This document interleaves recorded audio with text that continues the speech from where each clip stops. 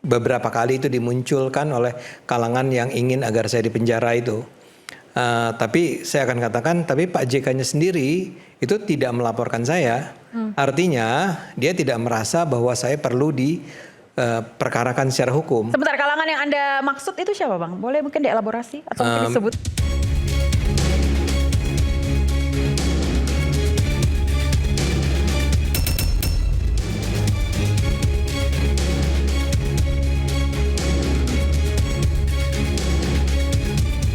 Ade Armando, Grace Natali, dan juga Permadi Arya untuk segera diproses hukum, diperiksa, ditetapkan tersangka, ditahan dan dipidanakan.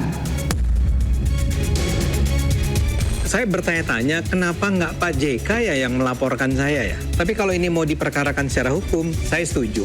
Saya nggak ada masalah.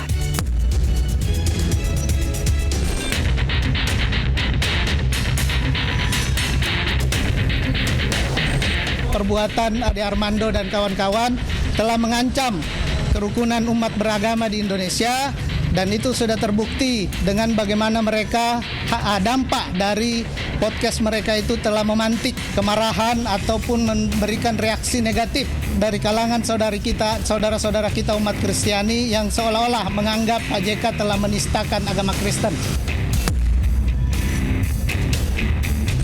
Optimistis bahwa video saya itu tidak ada pelanggaran hukum di dalamnya. Ini rawan sekali untuk disalahgunakan oleh kelompok-kelompok yang mungkin mau melegitimasi kekerasan misalnya. Siap kalau mau dimintai penjelasan misalnya, atau mungkin kalau Pak JK mau tanya apa sih konteksnya. Tapi kan yang kemarin melaporkan juga bukan Pak JK kan Mas ya?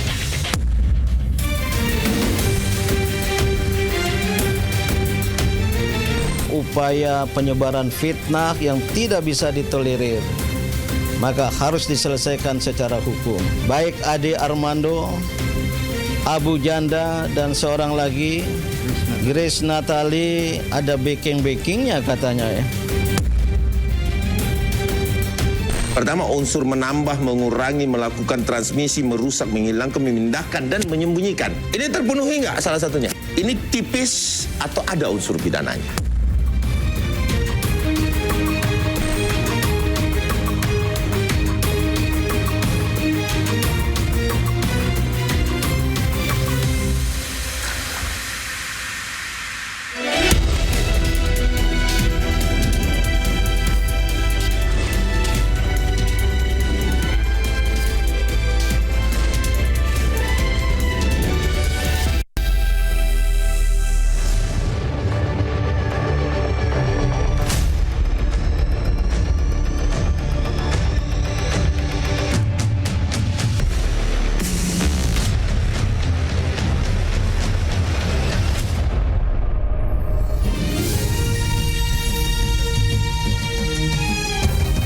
Disiarkan langsung dari studio MNC Conference Hall, iNews Tower, Jakarta. Inilah Rakyat Bersuara bersama Aya Nufus.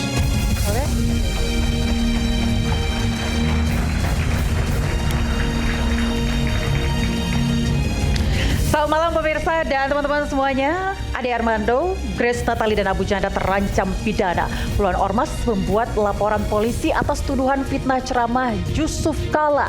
Tudingan ada orkestrasi di balik kepingan narasi yang viral ini membentuk opini liar. Saya Aya Nufus, inilah Rakyat Bersuara.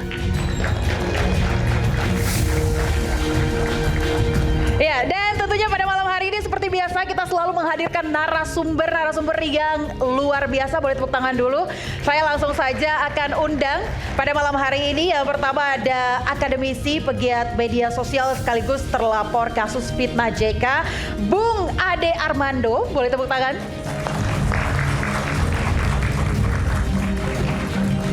Iya, selamat malam Pak Ade. Terima kasih sudah hadir di panggung Rakyat Bersuara. Silakan. Selamat malam, terima kasih. Silakan. Dan selanjutnya,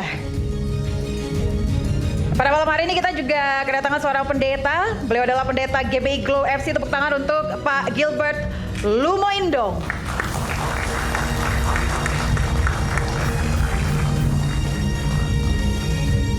Selamat malam, Pendeta Gilbert. Selamat dulu. malam. Terima kasih sudah hadir. Silakan. Ya. Selanjutnya, ini adalah seorang pengacara dari Gerakan Angkatan Muda Indonesia, sekaligus pihak yang melaporkan JK. Tepuk tangan untuk Bung Sten Siahaan. Iya, selamat malam, Bang Sten. Terima kasih sudah hadir. Silakan, Bang. Boleh. Ini kita pertama kali ketemu ya. Saya senang sekali ini bisa hadir melihat seluruh narasumber. Tapi saya masih akan undang lagi satu lagi juga seorang pengacara. Kali ini pengacara dari Wapres ke-10 dan juga ke-12 Republik Indonesia, Yusuf Kala. Tepuk tangan untuk Bung Abdul Haji Talauhu atau Bang Ajis. Selamat malam, Bang Ajis. Tadi saya juga udah tanya nih background story dari nama Ajis ya. Ya, terima Lucu kasih. juga ternyata. Sudah lama itu background story-nya ya, namanya Ajis. Ya. Gak ada di nama panjangnya ini ya. Ya, nama kecil saya itu Hadi. Oh, Hadi. Ya, tapi karena di kampus ada 2 Hadi waktu ospek, Oke. akhirnya saya mengalah memilih jadi Ajis. Oh, berarti Anda suka mengalah? Enggak juga. Dalam kasus ini nggak mengalah ya? Nggak mengalah. Oke, kalau gitu silakan duduk. Baik. Selanjutnya, juru bicara Aliansi Ormas Islam sekaligus pelapor Ade Armando CS, tepuk tangan Bung Gurun Arisastra. Ya. Baik, sebelah sini, sebelah kiri. Silakan. Saya ambilkan mic-nya ya. Oke, baik, silakan Bang. Dan masih ada satu lagi, Direktur Eksekutif Icon Watch, Bang Rasman Arif Nasution, yang selalu hadir di panggung Rakyat Bersuara. Terima kasih Bang. Ini kayaknya, ya, silakan. Siap.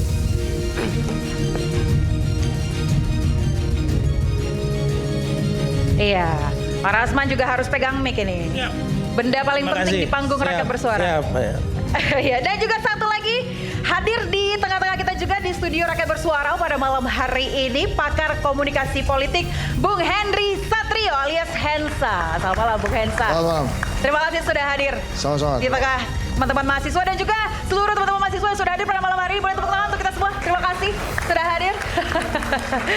Baik, saya ke Bang Gurun terlebih dahulu. Bang, terakhir kemarin Anda balik lagi ke Barreskrim, katanya menolak pelimpahan kasus ini ke Polda Metro Jaya. Kenapa? Betul, begini, kami jelaskan bahwa ada organisasi lain, yaitu LBH Hidayatullah, yang telah melaporkan juga sebelum kami, yaitu tanggal 30 April 2026. Mereka melaporkan di Barreskrim Mabes Polri, lalu mendapat surat perkaranya dilimpahkan kepada Polda Metro Jaya.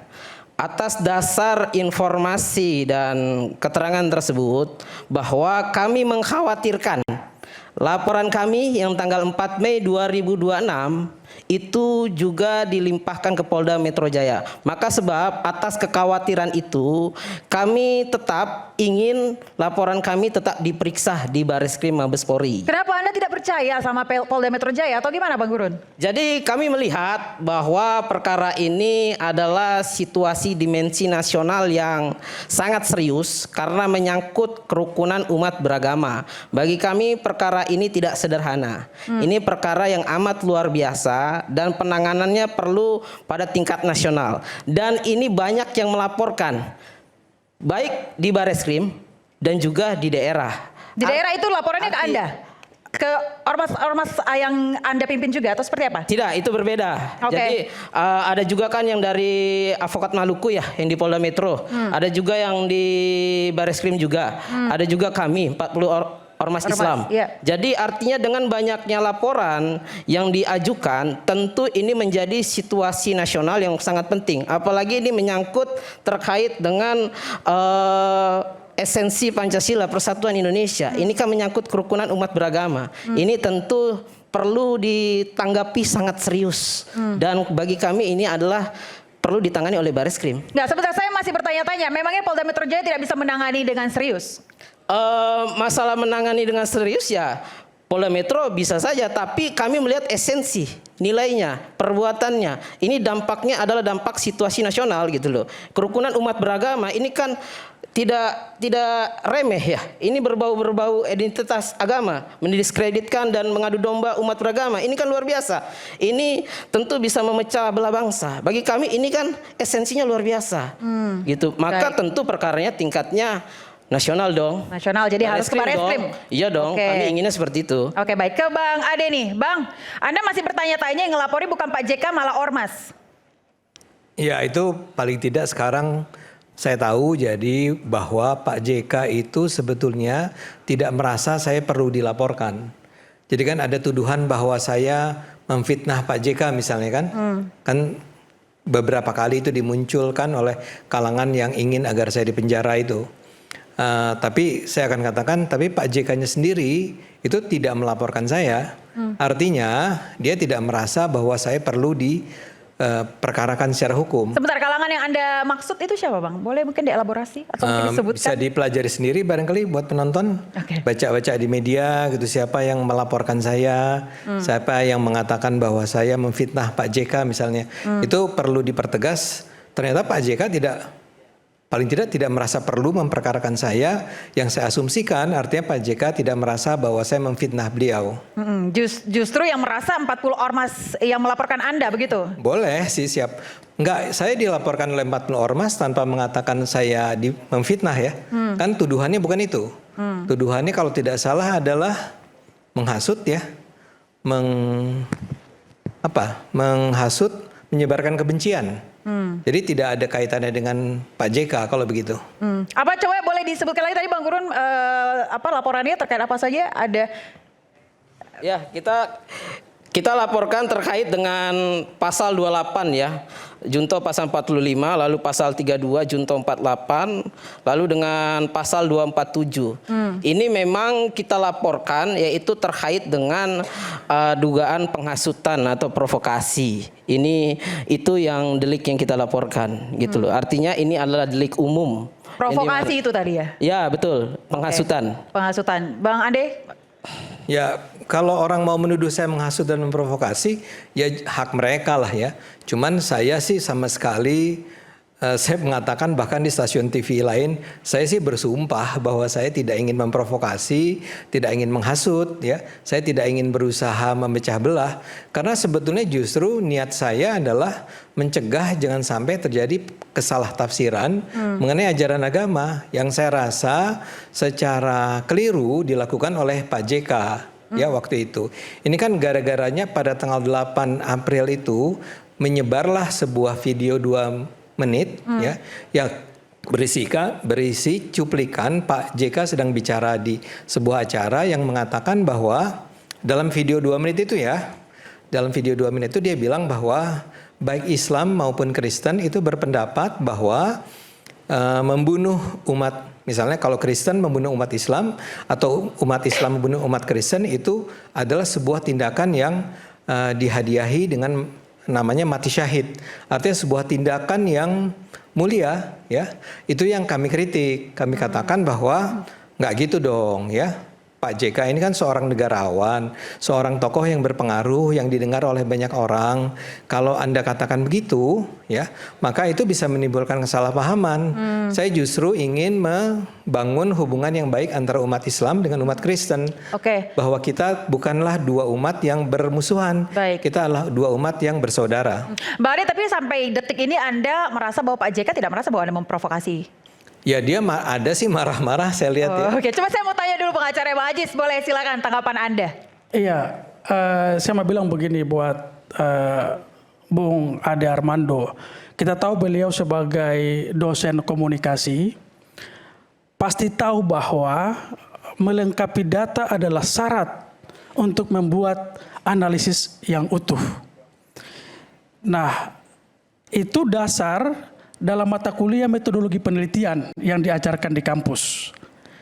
Yang kami lihat Bung Ade Armando tidak melakukan itu. Justru Bung Ade mendapatkan potongan video tadi harusnya memverifikasi dulu, tapi yang dilakukan oleh Bung Ade adalah menanggapi dan menyebarluaskan.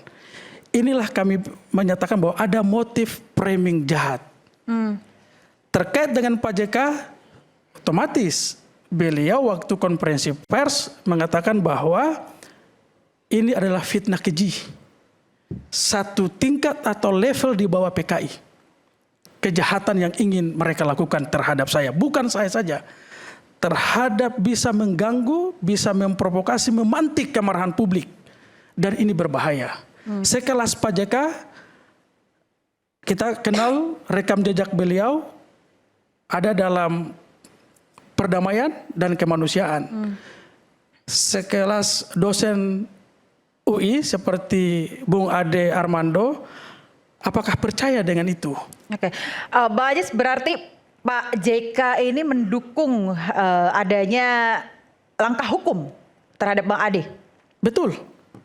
Jadi setelah pertemuan dengan 40 ormas di kediaman Pak JK, karena ini daya rusaknya sungguh luar biasa, sudah memunculkan pertengkaran dan permusuhan di ruang digital kita, maka kesimpulan yang diambil dalam silaturahmi tokoh bangsa ormas dengan Pak JK, ini harus dibawa ke ranah hukum. Soal orangnya mungkin bisa dimaafkan, tetapi tidak untuk perbuatannya. Kenapa Pak JK tidak melaporkan saya? Pertanyaan itu adalah haknya Pak JK. Saya mau bilang ke Bung Ade dan teman-teman semua bahwa dalam podcast yang dilakukan Ade Armando, terus Grace Natali di Twitter dan di Facebook, lalu Permadi Arya, terus Ronald Sinaga, terus ada satu orang lagi itu kita sudah dapat. Ada 2 peristiwa di sana, ada 2 jenis delik di sana. Pertama adalah delik aduan absolut yang berkaitan dengan fitnah atau pencemaran nama baik kepada Pak JK.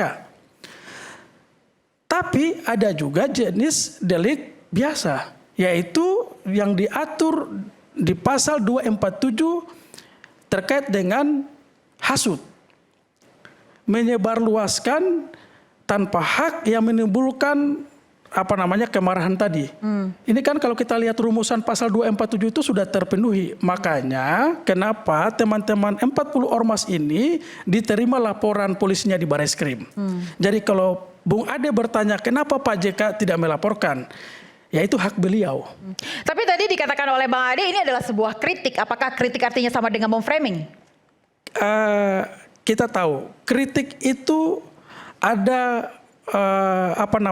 substansi bentuknya. Tapi yang dilakukan oleh Bung Ade adalah kalau seandainya dia menampilkan 48 utuh durasi tadi, lalu Bung Ade coba menjelaskan ke halayak atau ke pemirsa, mungkin bisa. Tapi yang disampaikan Bung Ade bukan kritik.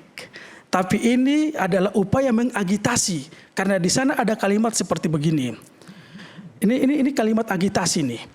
Semestinya yang tersinggung bukan saja umat Kristen, tapi harus juga umat Islam. Itu ada loh di menit kesekian. Itu kan bukan, kalau Bung Ade seorang dosen, dia pasti paham nih kalimat ini punya makna mengagitasi, membangkitkan kemarahan. Makanya terpenuhi unsurnya. Kayak gitu. Oke. Saya mau tanya Bang Stein. Bang, Anda melihat apakah yang dilakukan oleh Bang Ade ini sebagai bentuk framing? Kalau dari saya sih tidak melihatnya bentuk framing ya. Ini benar-benar dari Bang Ade dan teman-teman yang dilaporkan ini adalah kritik yang membangun bahwasanya Pak JK ini kan tokoh nasional, tokoh publik. Kita hormati beliau berusaha mendamaikan banyak konflik di Indonesia. Jadi beliau ini sebenarnya waktu itu Bang Ajis izin, saya sudah pernah sampaikan bahwa kemarin sebelum Pak JK melakukan klarifikasi, saya sudah ketemu Bang Uceng, juru bicara, bahwasanya kami di sini bukan mau menghukum Pak JK, kami di sini hanya mau menempatkan kegaduhan yang sudah terjadi di sosial media didudukkan oleh proses hukum. Negara kita negara hukum. Mari kita hormati proses hukum itu. Daripada kita nanti berpolemik di media sosial yang akan menyebabkan konflik horizontal lebih besar lagi, kami menempatkannya pada proses hukum. Apabila memang nanti dalam proses hukum dinyatakan Pak JK tidak bersalah, ya sudah. Firm, dia tidak bersalah. Ini sekarang kita malah ribut-ribut bilang Bang Ade Armando memframing, dilaporkanlah beliau, dibawa-bawa kemana-mana ke unsur politik lainnya. Buat saya lucu, karena pada saat ada seorang warga negara mengambil langkah proses hukum, yang mana hak itu adalah hak setiap warga negara apabila dia mempunyai dugaan tindak pidana, malah dilaporkan kembali ataupun diserang-serang, di framing-framing bahwa ini adalah memfitnah tokoh nasional. Oke, tanggap silakan Bang Ajis. Ya, saya mau bertanya buat Bung Stein. Setelah Pak JK dilaporkan pada tanggal 14 ya, kalau nggak salah ya, itu kemudian banyak tokoh itu berdatangan, ya kan, ada eksponen konflik baik Poso dan Ambon. Datang juga ketua PGI, Pendeta Jeki Manuputi. Terus silaturahmi juga Evorus HKBP Dr. Victor Tinambunan dan beberapa tokoh bangsa. Mereka mengklarifikasi dan menjelaskan bahwa yang Pak JK sampaikan dalam ceramah di UGM itu tidak ada penistaan. Tidak ada. Karena setelah mereka menonton 48 menit tadi, justru Pak JK sedang menyampaikan tentang bagaimana pengalaman beliau menyelesaikan konflik. Ada fakta empirik semangat orang berkonflik. Itulah beliau jelaskan. Jadi bukan pendapat pribadi beliau, tetapi beliau menyampaikan motivasi orang berkonflik di lapangan seperti ini. Membawa simbol atau agama melabeli kekerasan di lapangan. Sehingga konflik Ambon dan Poso itu disebut sebagai konflik bernuansa SARA. Itu beliau ingin menjelaskan kepada floor adik-adik mahasiswa di UGM bahwa bukan saja konflik Ambon dan Poso, ada beberapa konflik yang beliau berhasil selesaikan dengan pendekatan perdamaian. Gitu.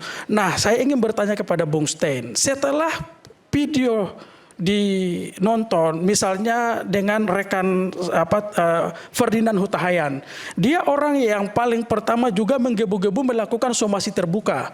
Tetapi setelah beliau menyaksikan video utuh itu, lalu beliau tidak melanjutkan somasi itu dan justru melihat bahwa ada motif lain di balik ini. Karena yang dipenggal tadi itu cuma 2 potong. Nah, saya mau tanya Bung Stein, kita sesama sebagai advokat, apakah dasar yang kuat dengan potongan tadi yang sudah diklarifikasi tadi tetap ingin dilanjutkan? Karena bagaimanapun keyakinan saya adalah sampai hari ini laporan polisi itu belum naik. Belum ada pelapor maupun saksi ini yang diperiksa. Bisa jadi akan dilakukan yang namanya gelar awal. Gelar awal untuk meminta ahli menilai apakah bagaimana bukti-bukti yang dihadirkan dan peristiwa yang dilaporkan, apakah dia sebagai tindak pidana atau bukan.